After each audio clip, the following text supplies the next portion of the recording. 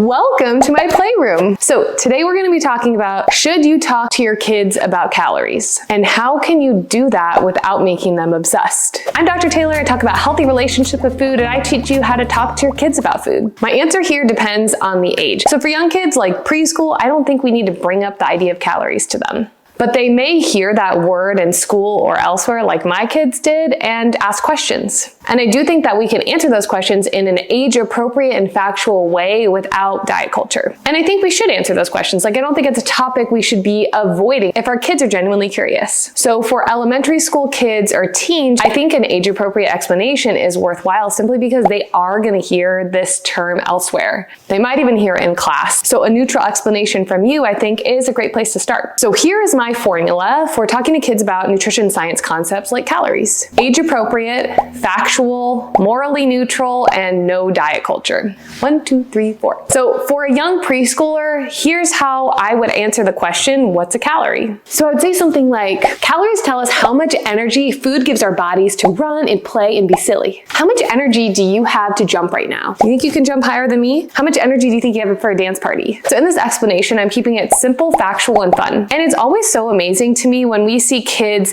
at a young age who learn about calories like this because they're not afraid of calories. They don't have a negative association with it. They may even get excited about the idea of getting calories from foods because they love the idea of getting energy from foods. And that, I think, is really cool. It's really cool to see kids learn about these nutrition concepts that are often like co-opted by diet culture and people are fearful of. But when they learn it in this neutral way, they can truly have a neutral view of something like calories or weight. And I think that's really awesome. And I hope that kids who learn about it like that maintain that for as long as possible. For an elementary school kid, here is a video I did about how to explain calories to kids at this age. I'm gonna watch it with you. How many calories is in that?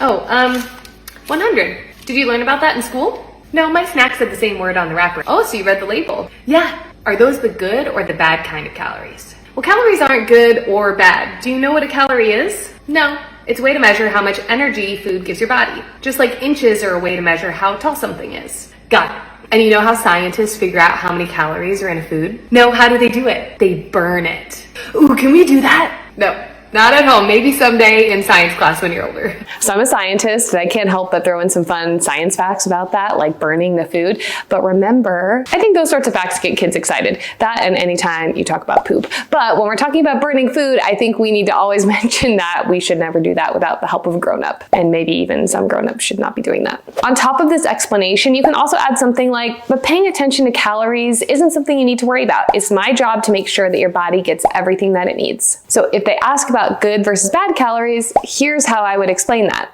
It's from that same video. And when we're talking to this young elementary school age, we also need to be conscientious of not using too many analogies because for younger kids, analogies can still be difficult to understand. Like, that's more abstract thinking, and that develops as kids get older. Sometimes they'll use an analogy like calories are energy for our body, just like gasoline is fuel for our cars. That connection can be tough for young kids to understand. So I save that for more like tween and teen years. Now let's talk about teenagers, because this can feel exceptionally difficult for how to talk about these diet culture inundated concepts to our teens in a neutral way. So for teens, I would do something similar to the elementary school kids, but I would also add in an element of diet culture prevention. Okay, so here's me talking to a teenager. Foods do a lot of different things in our body, but the way we measure how much energy food gives our bodies is calories, just like inches or how we measure how tall you are, or centimeters for those outside the US. So scientists measure calories with an experiment in a lab where they burn the food, and everyone else can look at the food label to read the calories to tell us how many calories are in a food. But rather than keeping track of calories, the best way to know if our body is getting what it needs is to listen to the signals our body sends our brain when we're hungry and when we're full, and also to listen to how our body feels when we're doing things like playing outside, when we're in a sports practice, or when we're trying to focus in class. But some people can have a hard time understanding the signals that our body sends to our brain to tell us when we're hungry or when we're full. Especially kids and adults with ADHD or autistic kids and adults. So when I'm talking to teens, I want to be factual, but I also want to be mindful that they may have already heard or will likely hear somebody talking about tracking calories or using tracking calories to lose weight or using tracking calories to affect body size in some way, shape, or form. And I just want to emphasize that that is not something that as a teen they need to do. So should we talk to our kids about calories? Yeah. Do I think we need to bring it up at a young age? No.